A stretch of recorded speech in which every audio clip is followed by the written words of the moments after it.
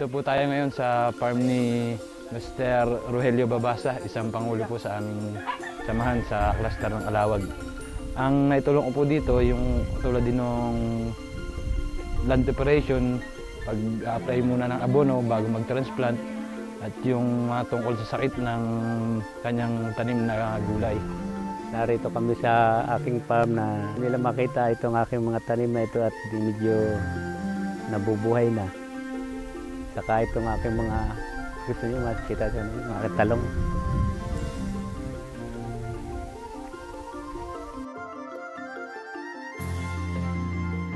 Ay dito,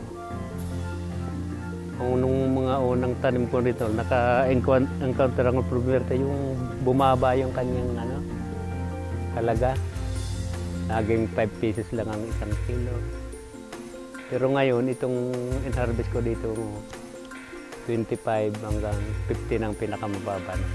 Sirang problema ko baga itong mga hayop binubutas yung dahon ng aking talong. Medyo kulang pa rin siguro kami sa seminar para lubos naming matutunan ang mga tulad ng mga pag-aalaga ng talong, yung mga gulay-gulay na yan.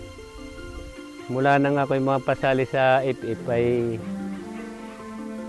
marami akong natutuhan sa kanila sa mga paseminar ng FF kasama ng SGIS na ito ngayon ang pinagtutuunan ko ng pansin. Dito ko na laman na kailangan ng mga aming gastusin sa aming mga pagtatanim ay may record para malaman kung kumikita nga kami kung hindi. Labis ako nagpapasalamat sa FF at marami akong natutuhan sa mga itinutulong sa akin ng FF.